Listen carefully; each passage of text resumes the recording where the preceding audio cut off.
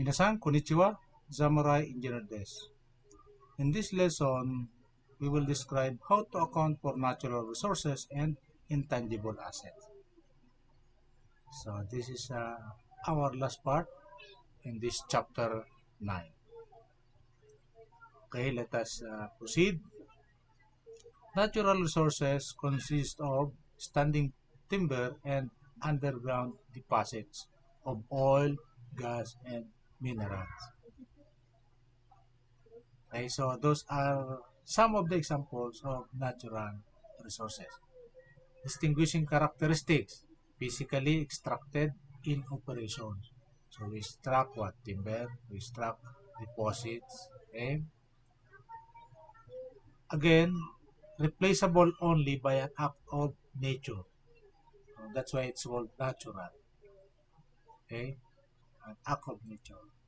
So timber will grow, and also oil will also grow, gas and mineral they grow in amount.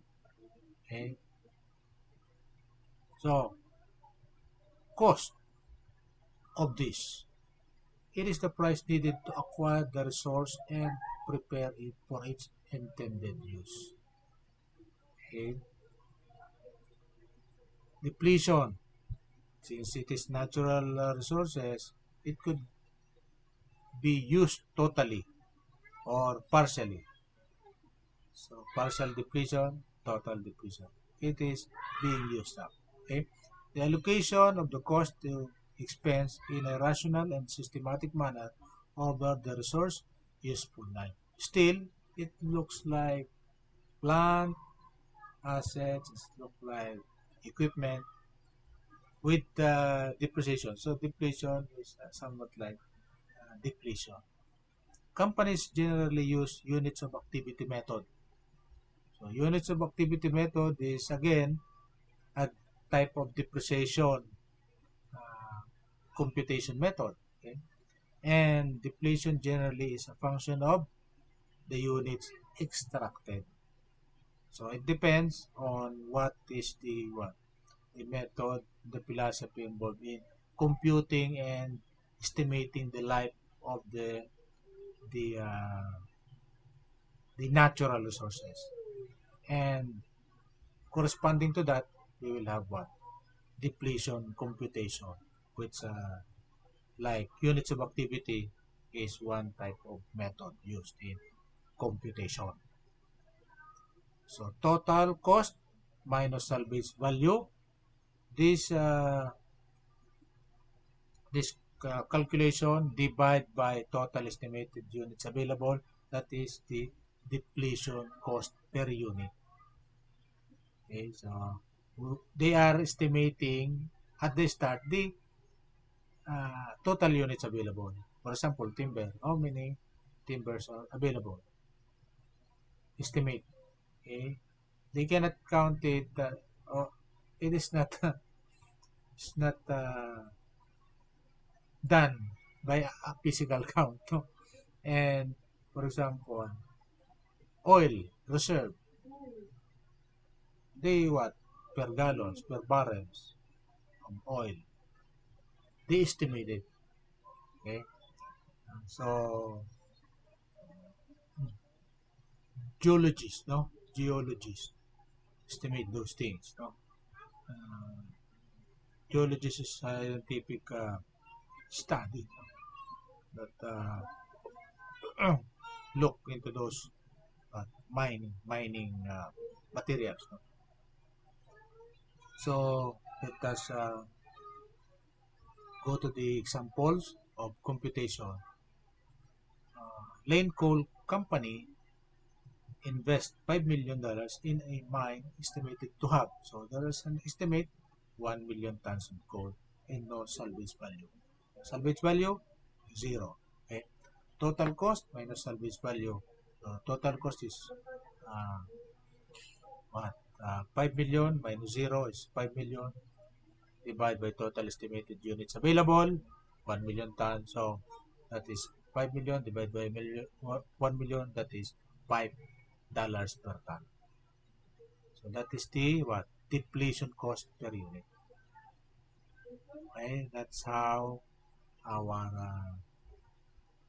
units of activity method works. Okay, so we have now $5 per ton. Okay, let's look at another example. Plain company invest 5 million, estimated to have 1 million tons, no salvage value. In the first year, Lane extracts and sells 25,000 tons of coal.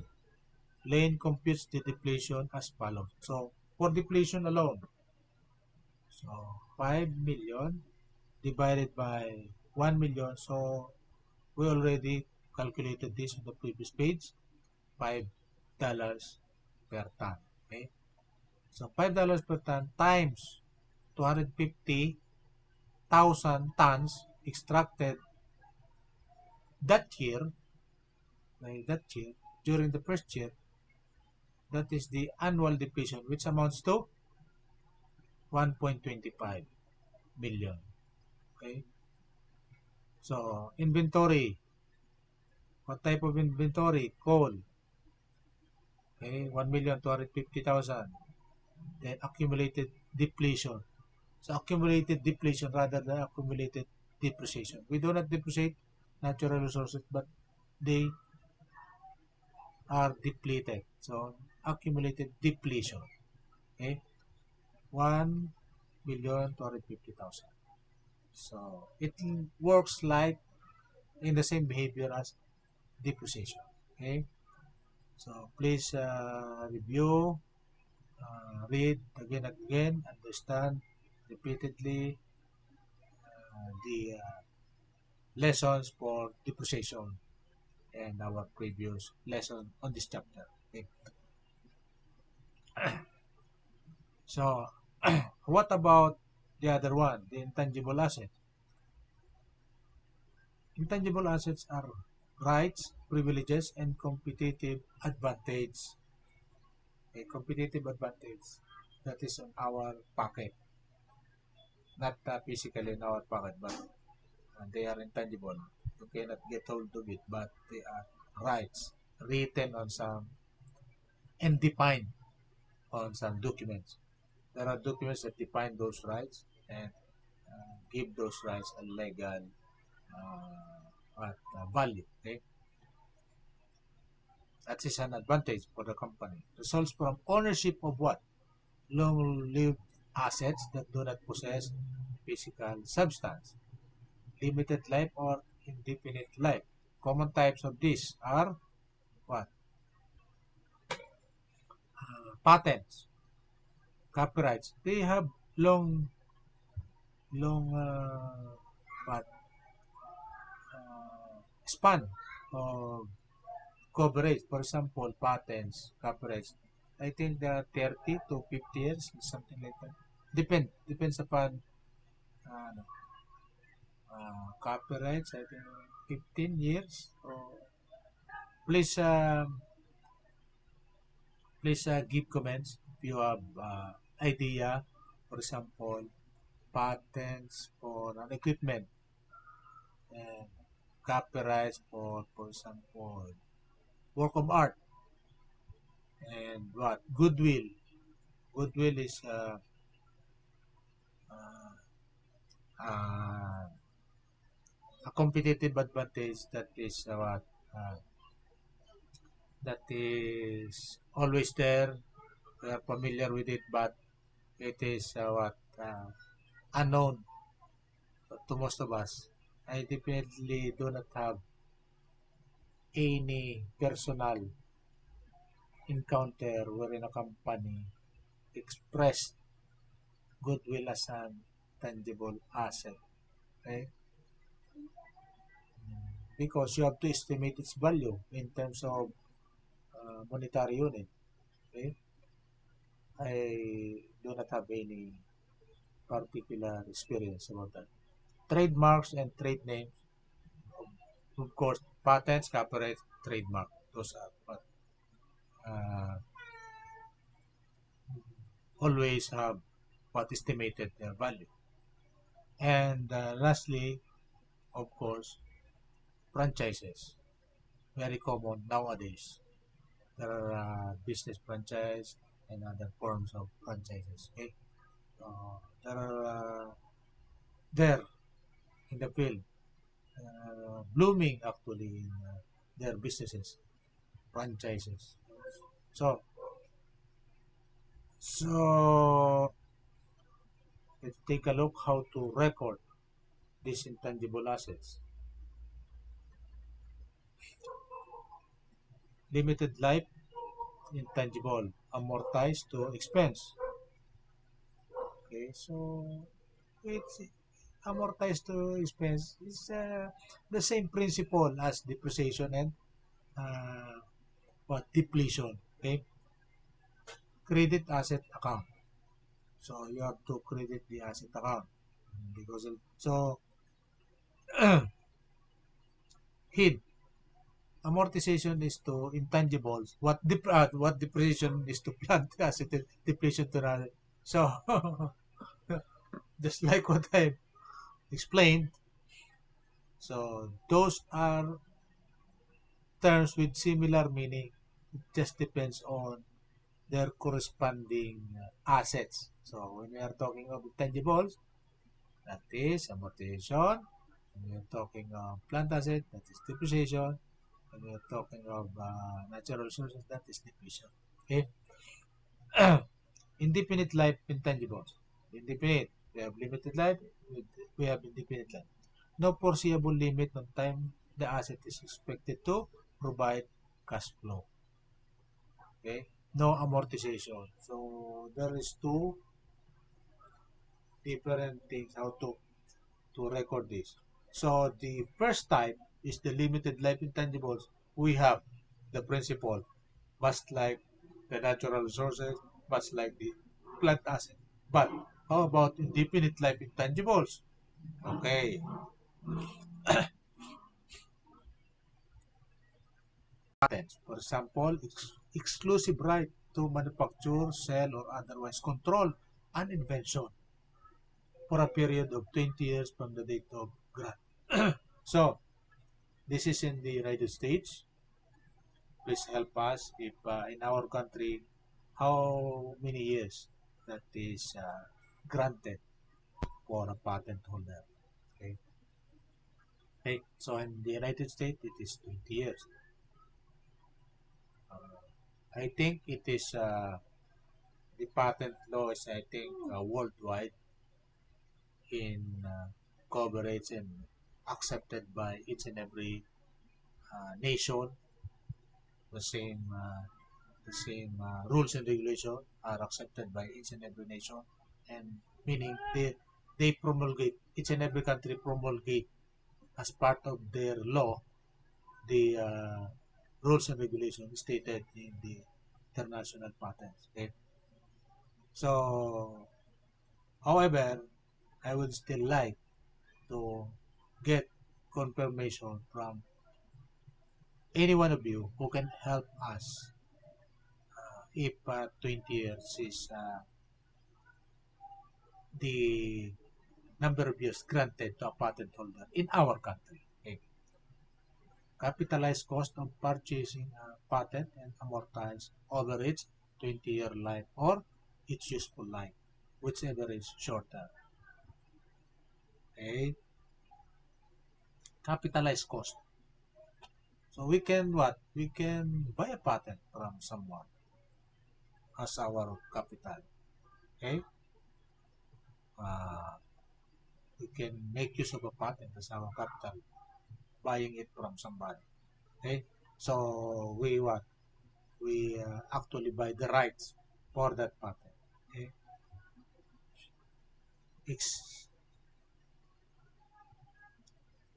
a patent in amortized over its 20-year life or its useful life, whichever is shorter. So maximum is 20 years, meaning, and if you bought it from somebody and somebody already used 5 years, so the remaining number of years is 50. So that is what an important factor that you have to take note of in buying patent. Expense any research and development cost in developing a patent. Okay. So there are expenses attached to this because you cannot actually have by click of a finger immediately you have a patent. No, you have to work for it, and working for it meaning you have to spend energy, time, and effort, and therefore it costs a lot. It costs money.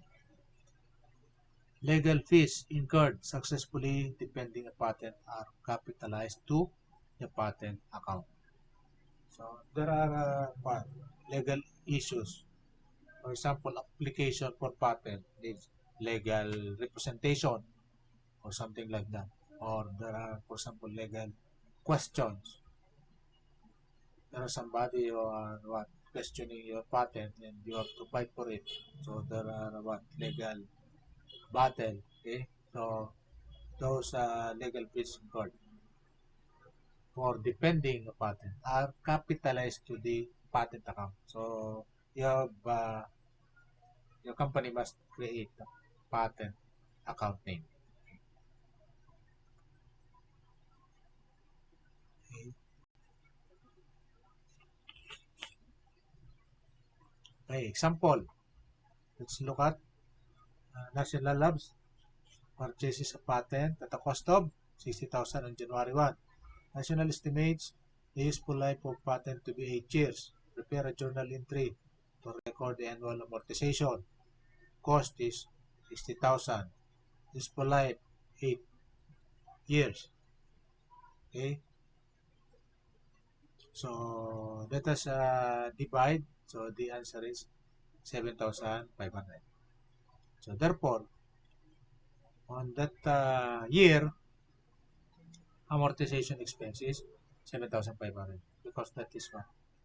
That is the depreciation. That is the amortization per year. Okay? Patents, 7,500. So here, recorded as credit. Therefore, if the patent here is recorded as credit, wherein the patent is an asset, okay? So meaning it what decrease its value because it amortized 1 year. 1 year has lapsed. Okay. So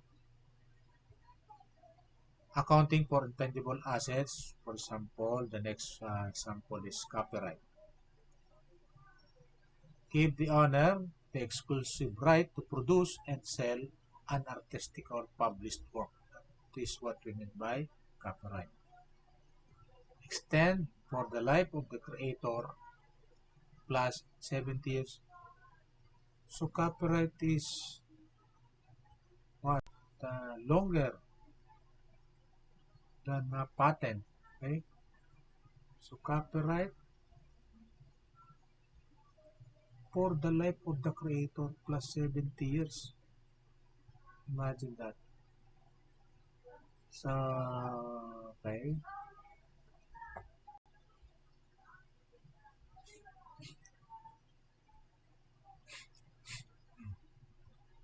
Extend for the life of the creator plus 70 years. Cost of the copyright is the cost of acquiring and defending it. Amortized to expense over useful life. Okay. So that is what we mean by patent. So it has what? Longer. How about trademarks and trade names? Word, phrase, jingle, or symbol that identifies a particular enterprise or product. Wheaties, Monopoly, Kleenex, Coca-Cola, Big Mac and Chick. They are trade names. They are what? Logo, for example. Legal protection for indefinite number of 20-year renewal periods. 20 years, you can renew. If you don't renew, then somebody can get the trademark. So, 20 years, 20 years. Capitalized acquisition cost, no amortization. No amortization, this one. So, trademarks, no amortization. Copyright with amortization. And patent with amortization. So, this one, trademark, no amortization. But still, capitalized acquisition cost. So, we still have uh, a cost of acquiring and depending.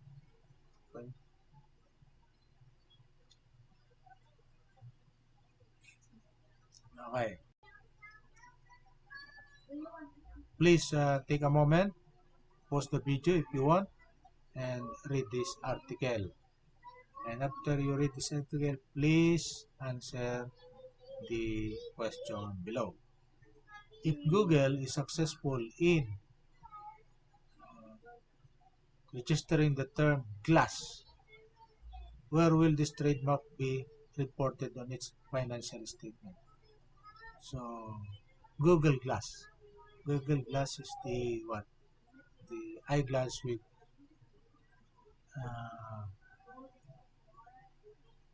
with camera, with some what additional functionality on the glass itself. You can browse. I think you can browse the internet using that window. Okay, you can see it is located somewhere very small, but very small to obstruct your vision, but it is located precisely so that it is directly in front of your retina, wherein your visual is focused on it, and you can actually read it right there. Okay, the it is what uh, a piece. It is a piece, a component wherein what it allows viewing. It sends data for viewing. So you can view. For example, you can search the internet using. So something like that. I I don't know the current updates on this. So there might be some new models or several new models, several functionalities added to it, but that is what Google called. Okay, so browser with browser. Okay, so take a look. They have what 1,928 page application defense. Something. So you need several attorney. You need not only one, a team of attorney. You need a team of attorney to produce 1,928 pages of documents, defense documents that have to be dependent, that have to be explained, that have to be, it's no, somebody have to study it in order for it to be what to explain and to defend it, another thing, no? So making it, preparing it, uh, explaining it, and defending it was some simple task that cannot be done by a single person if the amount of work is 1,928 pages of document. It must be a team of attorney. Okay? So attorneys are very important. Okay? Okay? That's now look for the recording of this. Port 1, franchise. How to record franchise. Contractual arrangement between a franchisor and a franchisee. So, a franchisor is the one having the right. Franchisee is the one who bought the right. Okay? Shell, Subway, and Rent-A-Wreck are franchises. For example, in our country, there are several franchises. For example, the fast food chains. Fast food chains are usually franchises. Okay? So, and also those fuel, gasoline station of different brands franchises. Franchise or license, that is the same thing. With a limited life should be amortized to expense over its useful life. So amortization. If the life is indefinite, the cost is not amortized. That is the determining factor. How about goodwill? Includes, we already know how to record amortization. So they are always almost similar.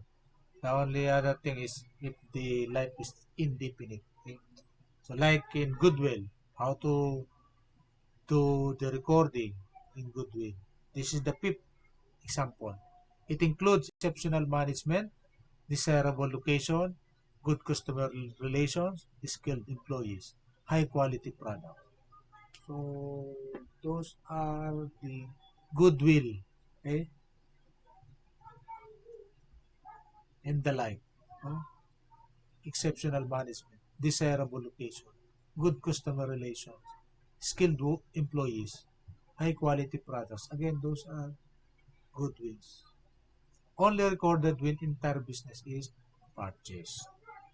So because those intangible assets are characteristic, character of that.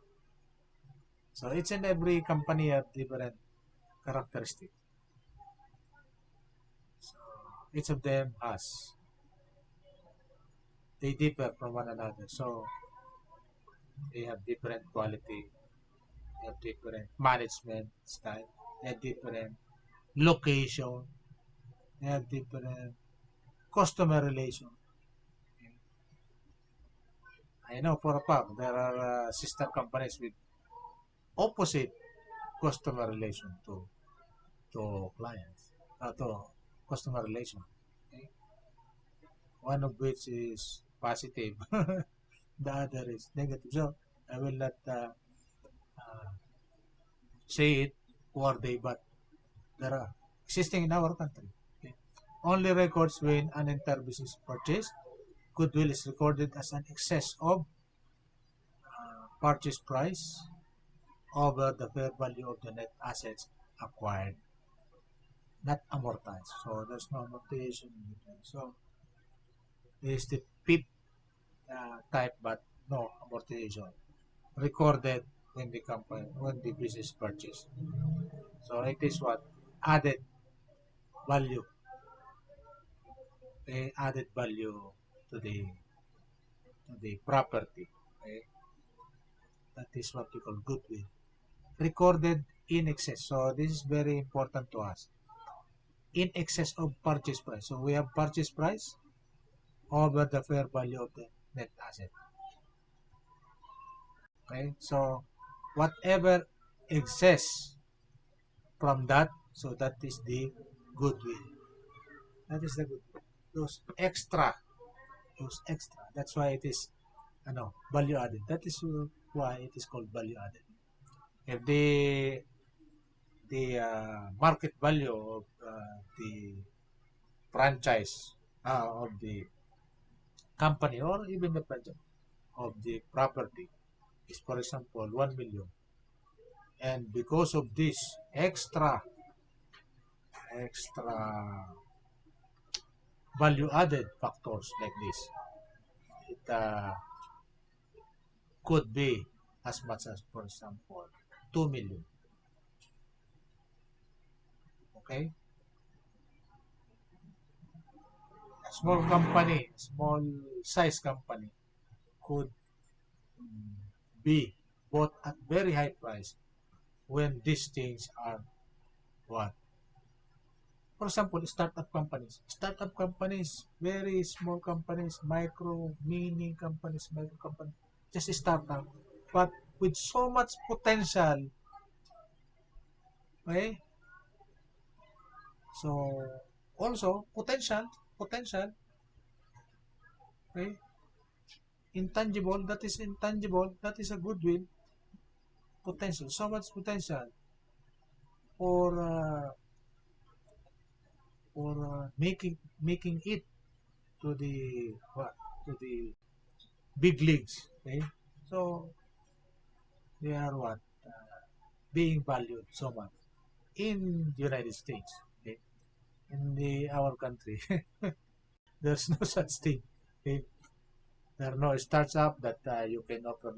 There's no there's no mechanism in our country that deals with that. But in the United States, there are startup, and you are a startup. You can go to a place where they advertise your startup for sale, for negotiation, for transfer of ownership. Okay, so they have those. Uh, they market your startup company, and if properly and agree to some purchase price, so they transfer ownership. Then that guy will again conceptualize another the next startup company. So there are some guys who just conceptualize and start up company and then sell it to market. So the investors are now what? Now waiting for those startup to be sold, and then they will grab the opportunity. So in our country, there is no such thing. There is no such mechanism that exists. In the United States, that is actually a business of creating a startup company and selling it. They do not operate it. They do not make it grow by themselves. Just sell it to the investors. The investor will take care of it later, and they capitalize on this, pay capital, and they grab all the rights about that startup. So that is one different thing related to our business. Research and development cost. Another one. Expenditures may lead to what? Patents, copyrights, new processes, and new products. All research and development costs are expensed when incurred. So expenses. So R&D cost. Hint: research and development costs are not intangible assets. Okay? But because they may lead to patents and copyrights, we discuss them in this section. Okay? So expenses, they are expenses. But just the sense that these patents, right, they have what? They operate. They That's why this is just what? Just reason, just justification that patents, copyrights have a value because they came from research and development. And research and development are not free. They have expenditures, they have costs. Okay. So that ends our lesson number 3 for our actually lesson number 4 for our chapter 9. And again, thank you very much for having our tutorial videos. This is Dr. AP saying engineering is for nation building.